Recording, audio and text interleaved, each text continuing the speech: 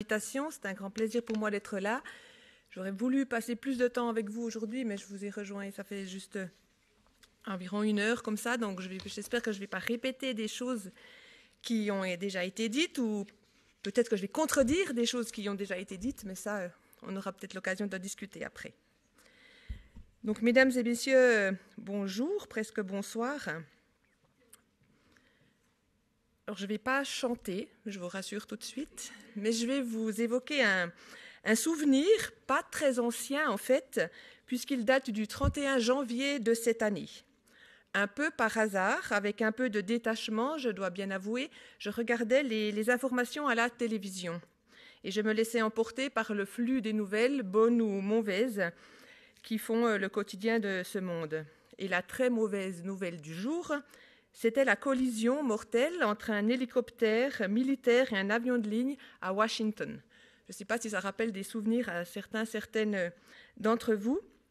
Et tout à coup, aux informations, il y a eu un commentaire de Caroline Leavitt, qui est porte-parole tout ce qu'il y a de plus officiel de la Maison-Blanche, qui m'a sorti de ma torpeur. Donc je vais reprendre ces mots. When you are flying on an airplane with your loved ones, which everyone of us has, you are praying that your plane lands safely and gets you to your destination. Or, et c'est là que ça devient intéressant, do you pray that your pilot has a certain skin's color?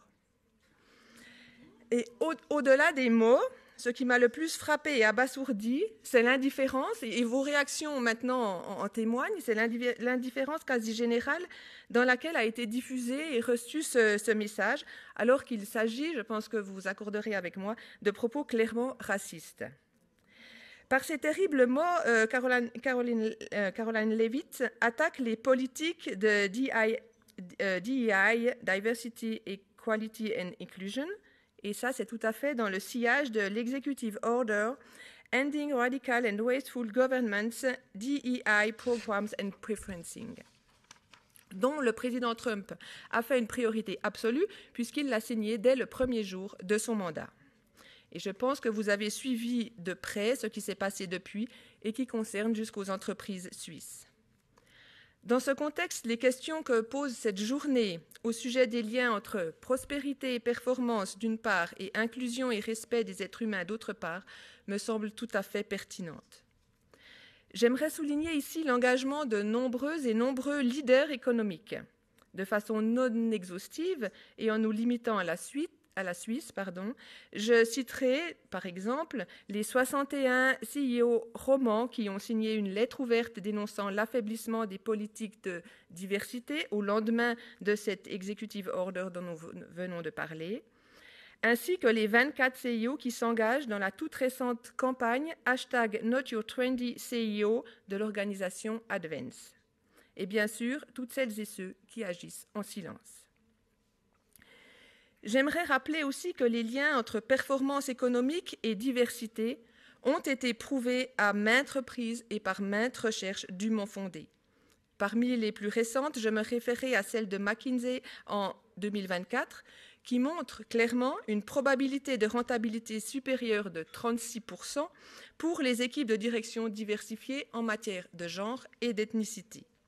La même étude, que vous connaissez d'ailleurs sans doute, montre que de telles équipes de direction diversifiées assureront une croissance meilleure, plus durable que les autres, principalement parce que les politiques de DEI permettent de garder les talents, favorisent l'innovation et permettent également de mieux résoudre les problèmes, ce qui représente un avantage opérationnel certain sur des marchés concurrentiels. De tels constats sont également tirés au niveau suisse, notamment par le Centre de compétences pour la diversité et l'inclusion de l'Université de Saint-Gall, qui fait autorité en la matière. Son étude annuelle, Gender Intelligence Report, édition 2024, analyse les données de plus de 90 entreprises privées en Suisse. Et en ce qui concerne la diversité de genre, précisément. Permettez-moi de reprendre ici ma casquette de co-directrice du Bureau fédéral de l'égalité. Elle met en évidence que la diversité de genre dans les cadres supérieurs reste certes en Suisse un enjeu majeur, mais qu'elle constitue un véritable atout concurrentiel. Pour rappel, la part des femmes dans les positions dirigeantes en Suisse s'élève à 28%, ce qui laisse une large marge de progression. La diversité demande évidemment à être accompagnée, on a pu le voir lors du dialogue précédent. Pour en assurer le succès, il ne suffit pas de juxtaposer des individus, d'autant plus quand ils et elles et elles sont différents. Il faut veiller à ce que la sauce prenne, si vous me permettez l'expression. Et cela peut demander une certaine attention.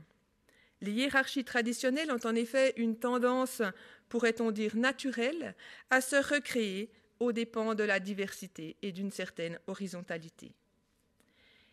À ce titre, et avant de conclure, j'aimerais dire quelques mots du harcèlement sexuel sur le lieu de travail, qui, si besoin était de le rappeler, est strictement interdit en Suisse. Prévenir et combattre le harcèlement sexuel permet avec évidence de contribuer à un climat de travail plus sain pour toutes et tous. C'est pourquoi le Bureau fédéral de l'égalité que je représente, en étroite collaboration avec le SECO, a renouvelé en décembre de l'année dernière une étude approfondie sur la question. Je vais vous résumer très brièvement les deux principaux résultats. Premièrement, 1/3 des personnes interrogées dans cette étude ont subi du harcèlement sexuel au cours de leur vie professionnelle, avec une différence de genre marquée, puisque ça concerne 44% des femmes et 17% des hommes. Et deuxième constat intéressant, c'est environ une entreprise sur 5 ne dispose pas de mesures de prévention ou d'intervention dans le domaine du harcèlement sexuel sur le lieu de travail, alors que tant le Code des obligations, la loi sur le travail et la loi sur l'égalité les y obligent. Il est important de rappeler ici que ce n'est pas l'intention de la personne qui harcèle qui est déterminante, en tout cas en Suisse, pour établir s'il y a harcèlement sexuel ou non. Mais ce qui importe, c'est la manière dont le dit comportement est perçu par la personne visée, à savoir si celle-ci le considère comme souhaité ou non. Et cela avait été confirmé en 2021 par le tribunal fédéral. Cet exemple du harcèlement sexuel montre l'importance des bases légales de la loi pour protéger les êtres humains dans les relations d'emploi. Il témoigne aussi de la responsabilité des employeuses et des employeurs. Donc les employeuses et les employeurs se doivent évidemment de respecter les lois qui régissent les relations et les conditions d'emploi. Peuvent-ils également voire ne souhaiteraient-ils pas aller au-delà, au-devant des lois et s'assurer ainsi un avantage concurrentiel, on y revient, en attirant les talents qui se font rares quand on parle de pénurie de main-d'œuvre, et même si on ne parle pas que de talent, pour s'attirer la main-d'œuvre la plus loyale et performante. Nous savons par exemple que les conditions d'emploi, je parle là de la souplesse des horaires, du home office, du partage des responsabilités, des fluctuations du taux d'occupation, etc. Nous savons que ces conditions d'emploi sont déterminantes pour le maintien au sein d'une organisation des femmes après la maternité. Les entreprises qui n'ont pas attendu les lois pour mettre cela en place en récoltent les fruits. Pour conclure, j'aimerais revenir à notre question de départ sur la performance économique et le respect des êtres humains dans toute leur diversité. Vous l'aurez compris à travers mes propos et aussi à travers vos expériences respectives, les enjeux se déclinent à plusieurs niveaux. Premièrement, il s'agit d'une question individuelle. Comment est-ce que je me sens au travail? Et comme j'y passe souvent au moins 8 heures par jour, quel est mon état de santé? Ensuite, il s'agit d'une question économique. Notre économie, avec ses besoins immenses, peut-elle se permettre de ne pas recourir à toutes les ressources disponibles et d'ignorer au sein de notre population la moitié féminine, le quart d'origine étrangère ou encore le 5e de personnes vivant avec un handicap? Et troisièmement, il s'agit d'une question politique. Quels sont les coûts et risques à court, moyen et long terme de la non-intégration sociale par l'emploi de ces personnes. Je pense en termes de finances publiques, de sécurité et donc de cohésion sociale. Bref, assurer la diversité, l'égalité et l'inclusion dans l'emploi, c'est travailler à l'autonomie économique de chacune et de chacun, et c'est garantir le bon fonctionnement de toute la société. Les pays en voie de développement l'ont bien compris et mettent la priorité sur des projets favorisant l'activité professionnelle et donc l'autonomie économique des femmes en particulier. Dans notre Suisse prospère, l'importance de cette autonomie économique, des femmes en particulier, doit parfois être rappelée pour le bien-être individuel, pour la prospérité économique et pour le bien vivre ensemble.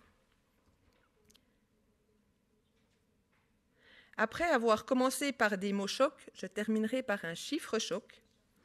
En Suisse, les femmes gagnent en moyenne, pour l'entièreté de leur vie active, 43% de moins que les hommes. Ce n'est pas une statistique anodine.